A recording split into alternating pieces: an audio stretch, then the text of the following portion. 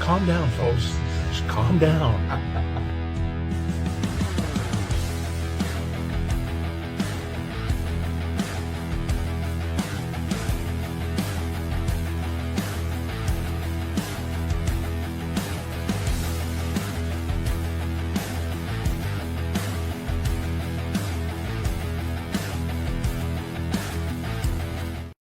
Well. We are back again, and you can already tell 2 seconds into this video how this video is going to go. We are back for another edition of the Best Boys Center Ice podcast, day 2 of the conference finals. We were on last night to recap the end of game 1 between Florida and Carolina, as Florida took 1-0. Took the lead in series 1-0. They won that game 5-2 yesterday.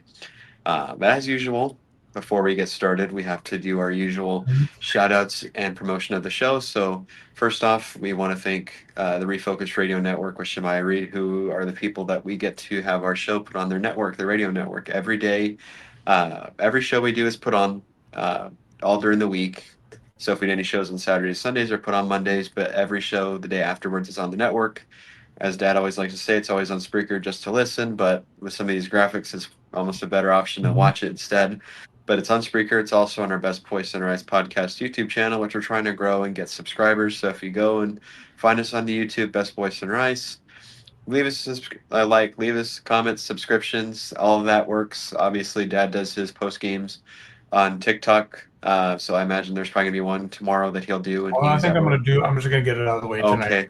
Yeah. So and then again on Refocused Radio Network, you can also catch Rudy Campos Jr., one of our buddies, who takes care of all the other sports besides the NHL, so NBA playoffs that's happening right now, as well as the upcoming NFL season. I imagine they do some MLB stuff as well, but he does a great job at everything else, as well as some other great shows on that network that are not about sports, but it's just great content, and we're so happy to be a part of it.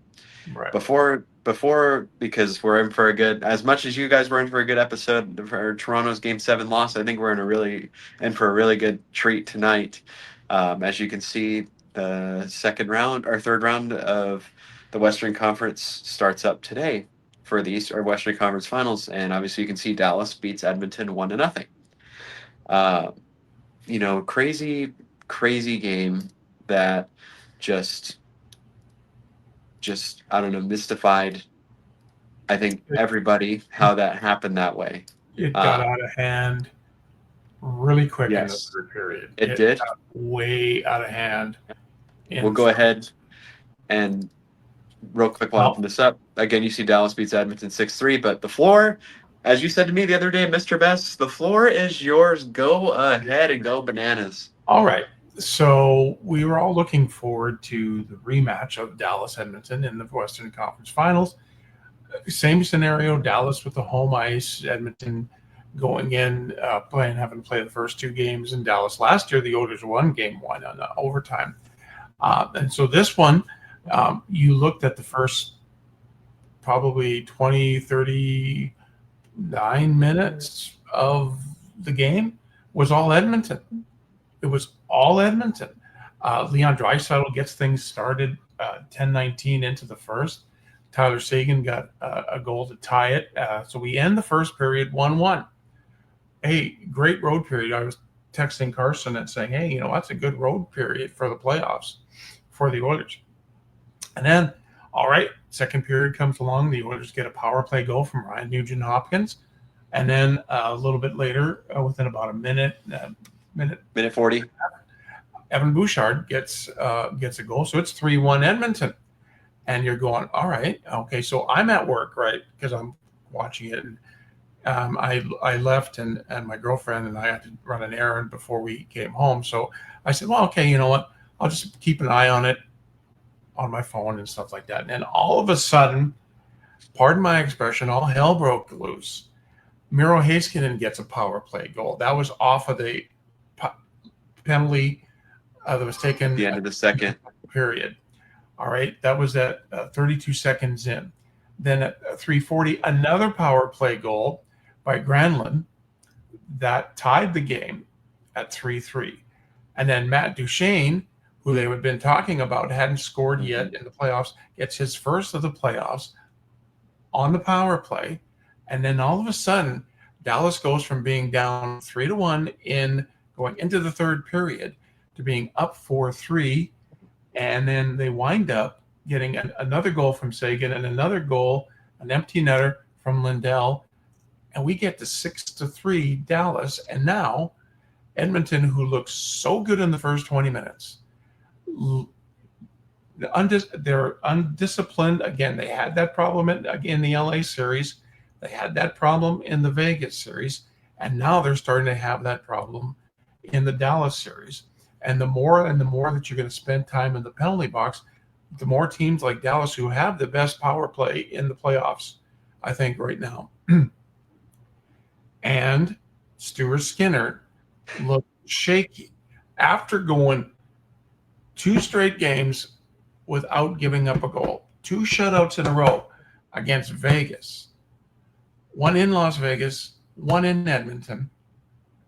He comes back and he lays an egg because he wasn't very busy in the first 20, 40 minutes. Mm-hmm. He wasn't.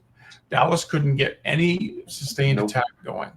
Stuart Skinner, look, I didn't get a chance to watch the third period. But before we came on, I was looking at the highlights of the power play goals in the third period. Stuart Skinner is back to where he was in the first 2 games of the LA series. Look, unbalanced, not knowing where the hell he was. He almost misplayed the puck twice in the first 2 periods behind his own net.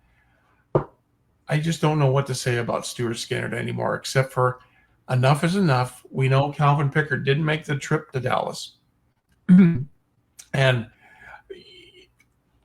I don't want to put the blame on just Stu Skinner, but he is the guy that if you can't stop the puck, you know what?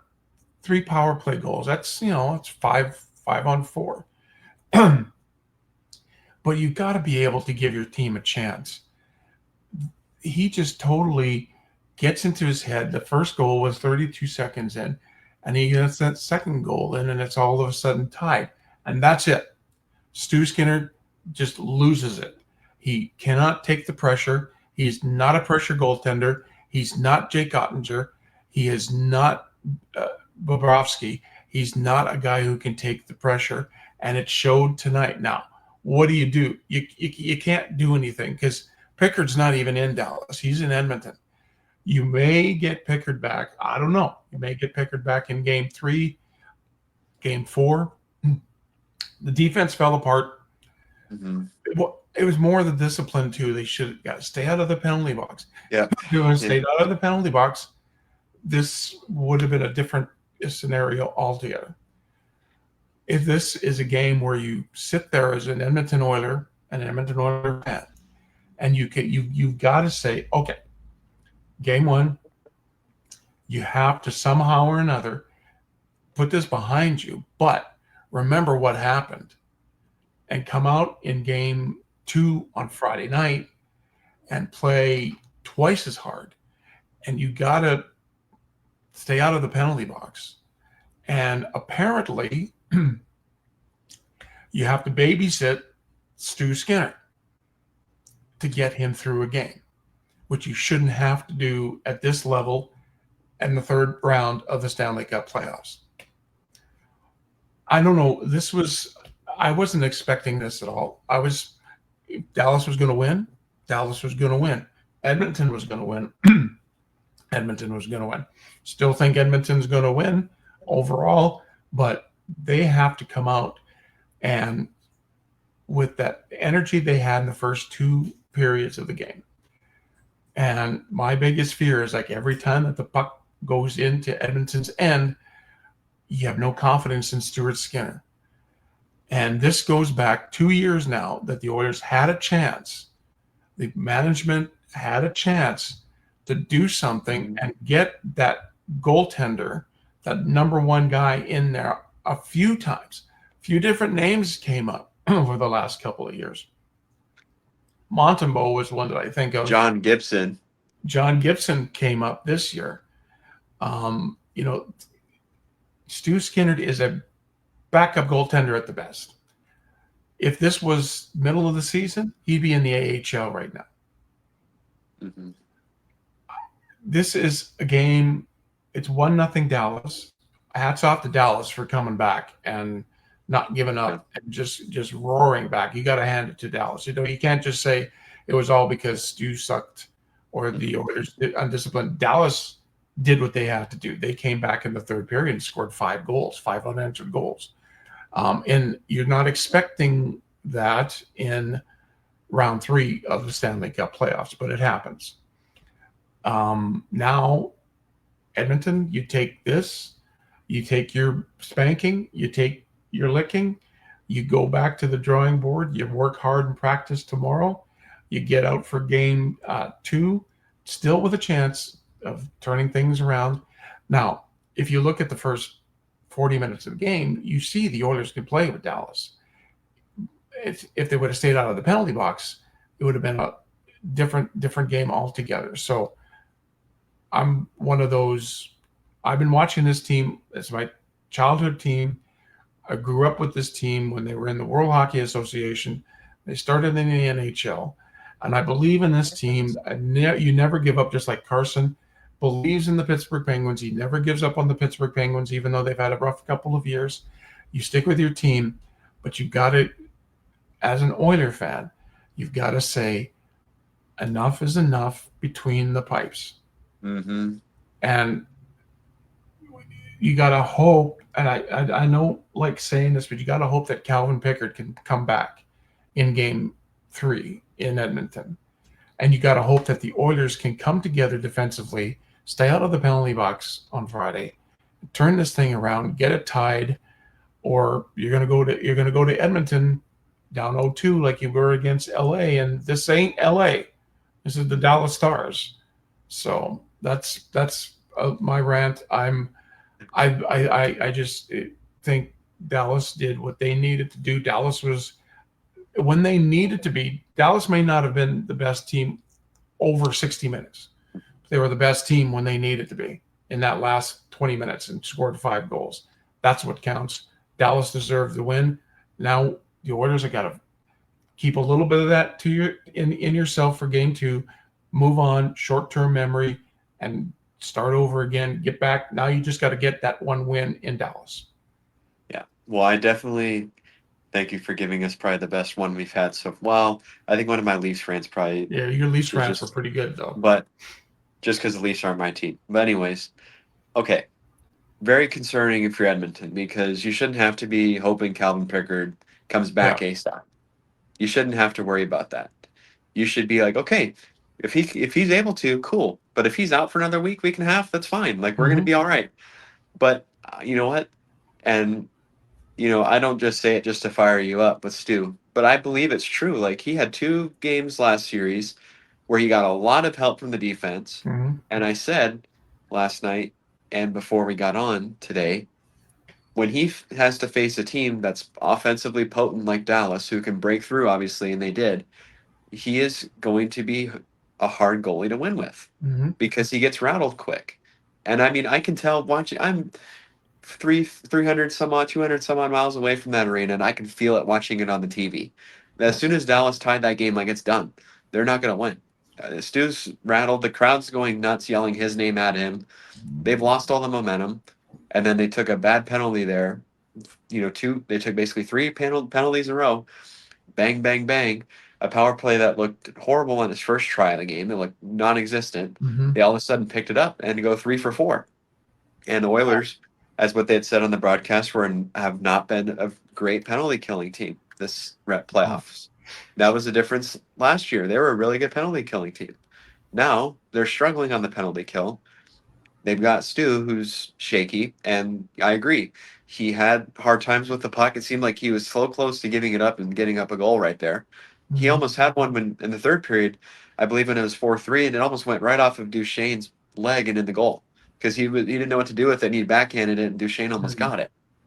He did look also unbalanced, in my opinion. Kind of looked like he wasn't set and ready. Yeah. I mean, I don't like blaming one loss on our loss on one person, but he's a big reason for that. I mean, it's probably a good thing you didn't watch the third, to be honest. You would have been more PO'd. The first shot by Heiskanen, beautiful screen. Then the second one, Granlund beats him where he shouldn't be. I mean, he beats him right above his glove and shoulder. But if Stu just blocks, like if he just kind of is able to square up to the net, he's got it. And then the Duchesne goal, I'm not sure if he saw that. Mm-hmm. Ugly, ugly look for Stu. Yeah. He didn't even move. He didn't move. No. He stayed in the corner. And great play by Rupe Hintz on that one because he was going to fish the puck out, and instead he kind of laid flat and let Duchesne get it. He got 2 tries at it, and he scored. And Stu still didn't make it back to the net. He was still sliding. Yeah. But yeah, awful loss for the Oilers. They played the better. They were the better team the whole game, as far as you look at it. But Dallas wins. This is going to do one of two things to the Oilers. Either they're going to go into game 2 and be really PO that they lost like that, or they're going to go into game 2 and it's just going to be a colossal mess because they can't fathom that they lost that game because they shouldn't have. Yeah. And it's Well, all. Go ahead. Sorry. No, you go ahead. You finish your thought, Carr. Discipline. They weren't disciplined. They took 3, and people are complaining about the penalty that Evander Kane took on Matt Duchesne. Well, whether it was a penalty or not, which I feel like it was, but if it wasn't, who cares? You still got to kill the penalty. That happens sometimes where the refs miss a call or screwed up. You got to kill the penalty, and it's not like the Oilers were going a minute and 40, minute 50 in and letting it up. These were goals that were going on in like 20 seconds from the puck drop. So that's not the key to success. They ruined a great game for McDavid and Draisaitl, but yep, the key to this series is Stu. If he's going to be the way he is tonight, this is not going to be a long series. I'll tell you that. No, and I agree. I totally agree with you, Carson. If Stu can't get his stuff together, like okay, you look at game 3 of the Vegas series, that 0.4 second goal that went in. Oof. Okay, that was brutal because the Oilers came back and tied that game. Looked like it was going into overtime. So what happens? They played pissed off. They came out and they won the last 2 games and won the series. So as an Oiler fan, you hope that that's the case, but it all depends on 74 between the pipes. Can he get his head on straight in the next 48 hours?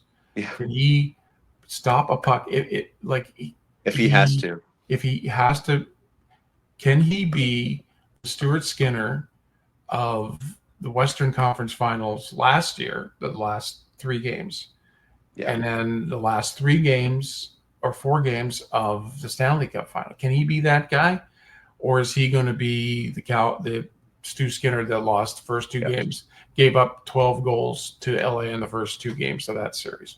Yeah, I mean it's brutal too because Dallas's big guns really didn't play that good.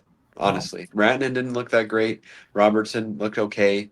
Hintz looked okay, but they didn't. But they still won the game. Yeah. And that's a brutal part if you're the Oilers, but Dallas is a good enough team, like I said, that they can win games like that. And that's what separates some of these teams from the others is that even when their big guns don't play, I count Tyler Seguin someone as a big gun, but he's not one of their top 3 or 4 guys. No. But he has 2 goals. Sam Steele has a big assist on that second goal because it basically was his and it went off of Seguin sticking in.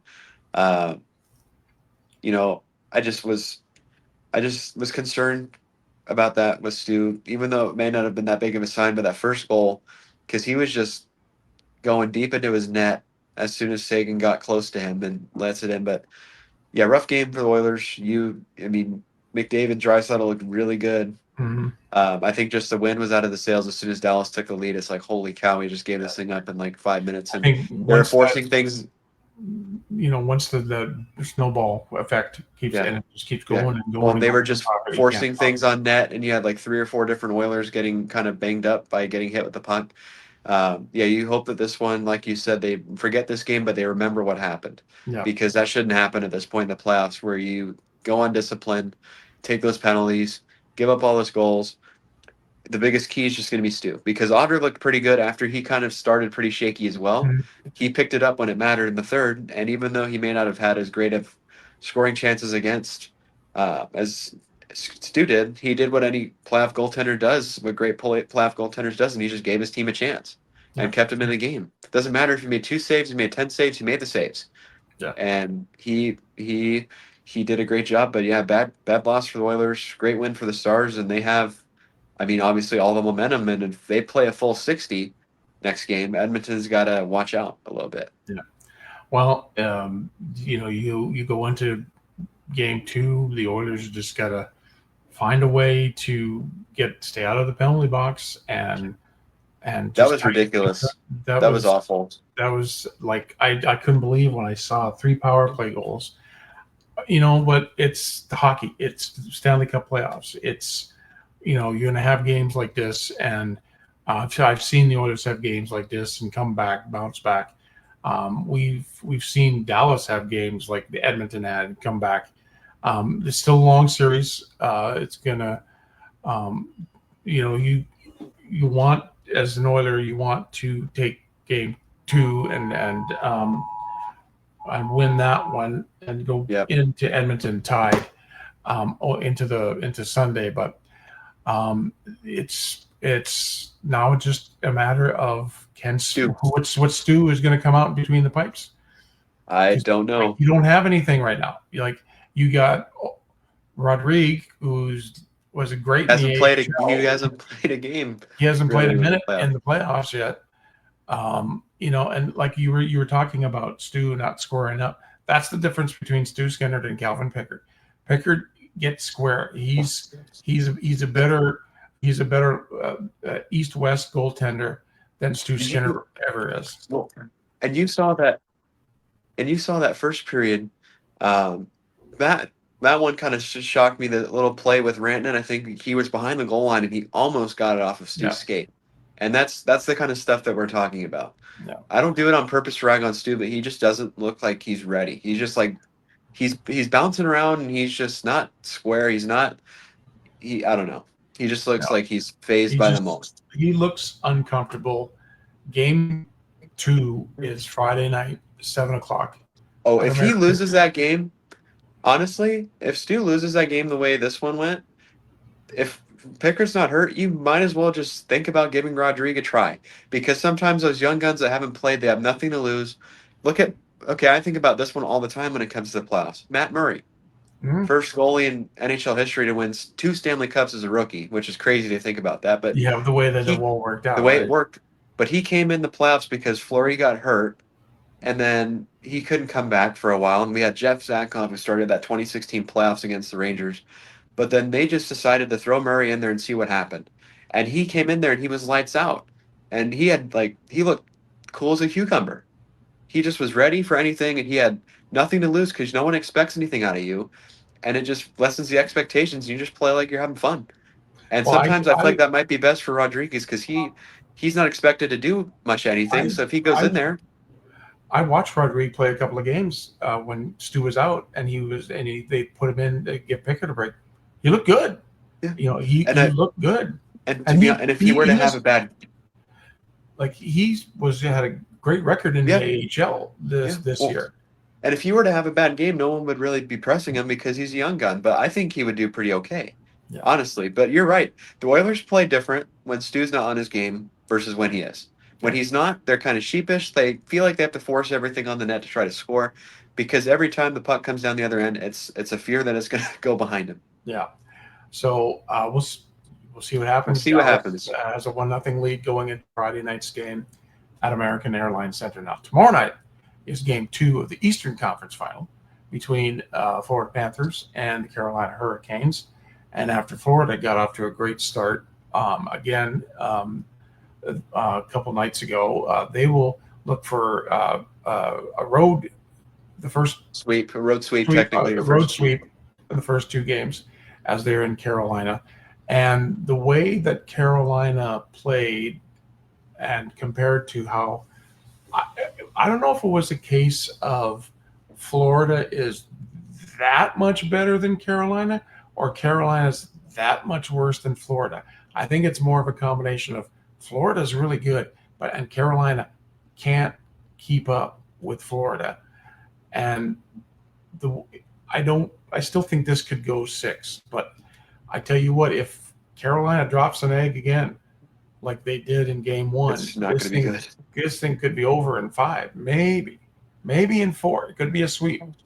Florida is just that strong, and like I was skeptical of Florida against Tampa, like you, back in the first round. I was skeptical because I'm thinking Florida's been 2 years in a row to the Stanley Cup final. How much gas do they have? Well, it's apparent they got lots of They have gas a because lot. they're up 1-0 in the Eastern Conference Finals against a tough Carolina team who will grind you to death. But I just don't think Carolina has The enough juice. oomph in to win game two. I just think they're gonna. Uh, Florida's going to come out. It may not be. It may be a little closer game than it was the other night. Yeah. But I see Florida taking this one tomorrow night. I agree. I think Florida's going to take it. I think they were able to wear Carolina down in game one, and I think they have the recipe to do that again. Um, Marshy's going to be PO'd because of what happened last game. He shouldn't have gotten that misconduct for that, but he did, and it is what it is. Uh, I've said the longtime problems for the Carolina Hurricanes as far as they can go in the playoffs is that they don't have scoring depth. So if they only win games by, 3-1, 2-1 games. They can't participate in these higher scoring games like that. They don't do that. They can't. It's harder for them. They have their occasional game or two where they can score 4 or 5, but it's not very often. And especially against the Florida Panthers team that is built the way they are, with Bob playing the way he's been playing, that's not going to be an easy feat to score more than 2 or 3 a night. And they're going to have to, because Florida's figured out, and even game one, they figured out how to score a lot. They scored 5 goals in game one. They Yeah. figured out how to break through the tough Carolina defense that a lot of teams struggle with, which, credit to Carolina for playing that way. But I think that's a big thing with the Metropolitan Division. A lot of those teams struggle against it because they don't play that speed game to break through the zone. Carolina likes to clog up the neutral zone. But against a team like Florida, they're able to break through that. But at the same time, they're defensively so disciplined and structured that Carolina has to be more risky. And that allows Florida to take it over. I think Florida wins tomorrow. I said this one could be 6 or 7. I could see it being shorter, like you said, 5. Really. I mean, they played so good in game one. They showed no signs of being tired after that Toronto series. This is a must-win game for Florida or Carolina, because you can't be going back to Florida down 2-0 on the road, and this would be their 14th straight conference final loss in their franchise history. It's not going to be pretty if they lose. I anticipate a better Carolina effort, but I still think Florida's going to be able to get it done and win. If Carolina loses, this thing will not get to 5. I'm going to say it right now. If Carolina loses tomorrow night, this will not get to 5. It will end in South Florida, and the Panthers will go on to another Stanley Cup final. And it's funny that we talk about another sweep, because the other day there's a quote that was coming out from last time these two teams played in the conference finals in 2023 from Brindamore after they got eliminated, and they asked him about like, what did it kind of feel like to be getting swept, and he didn't feel like they really got swept. They obviously lost the games, but he felt like that the games were a lot closer than they were, which I get where he's coming from as a coach, but you still lost. And they played not good yesterday. They should have been the better team with how much rest they had. They had almost a week off. Florida has just played all these games. Traveling from Toronto to Florida, that's not a short flight. No. That's a very, very far flight. And you have to travel from Toronto probably after that game, and game 7, so probably at like 11 or midnight, you're going to, you're going to Carolina. You got maybe a rest day or light practice, and you're back on the ice for a game. And they just played really good. I was very, not surprised, but very impressed. Yeah. That's going to be a hard team to beat. But yeah, must win game for Carolina in game 2. And I'm not going to say must win for the Oilers, but with just depending on what Stu looks like, that's going to be a game they want to win. I should say that they should want to get done. But yeah, tomorrow's going to be interesting. I just am excited to see what Marshy does. Yeah, but I could anticipate that being a chippy game tomorrow, like lots of stuff going on. I could see Marshy having a big game tomorrow night just because of that. Because you don't want to make him mad. You don't want to get him mad. You do not want to get him mad. In overtime, people have, I feel like, forgotten how skilled he is. He's a really good player. As much as he's an agitator, he can put up numbers. Well, like you said, he was the captain of the Boston Bruins after Zdeno Chara, right? He was the next captain, or was it Bergeron? No, Bergeron. When Bergeron retired, then they gave it to Marshy. Yeah. But it's like, he led the team. He led Boston, and but now he's playing with less pressure because he doesn't have a letter. He's just out there going to play now. Yeah. He's another guy on the team, and that's a good place for him. But yeah, we're through game 1 for both of these series. home team wins one in Dallas, road team wins one in Carolina in the Florida series. As Dad normally says, we'll be back on tomorrow, probably around this time, Well, probably 10, about this time 10:30. because the game After starts at that game, 7 tomorrow. should there not be an overtime, of course. Yeah. And I We'll like be the here to little otter Otter. Yep. goalie down here. Yeah, I I love was the gonna little try to otter. put one of a bad stew something, but I couldn't do it. But No, I like we're gonna I like the otter. yeah, we'll be back on tomorrow to recap Game 2 of Florida Carolina and preview Game 2 of Dallas Edmonton again.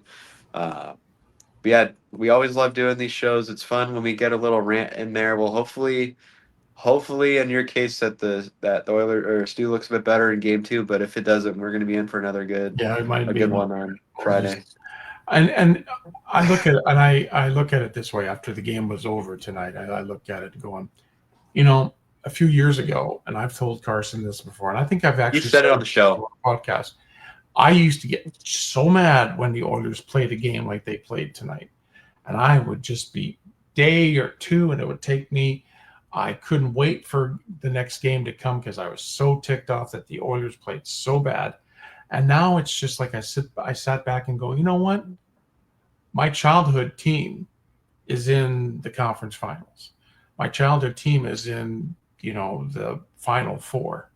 So it's like I have nothing to complain about. They have a stink game like they had tonight. There's how many other teams aren't even there right now.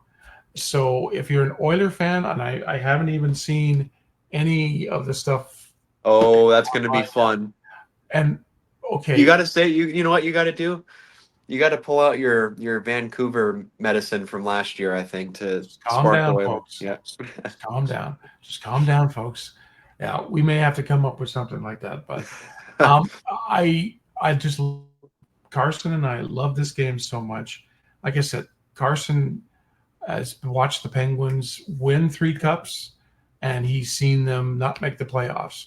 And I've seen the Oilers out of the playoffs for most of the 90s, most of the 20s, and just now starting to get back into it. So you just stick with your team through the end, ups and downs, and you enjoy every moment that you get to watch your team play. And let's put it this way, and I'm going to come out and say it. Dallas happens to win. I'm a Texan. Still have a team in the game. I would love if it can't be Edmonton, it would be Dallas. It would be Dallas. So, but anyways, we, like Carson says, we're both passionate about this game. We're both passionate about our teams, and it's just fun watching hockey into June.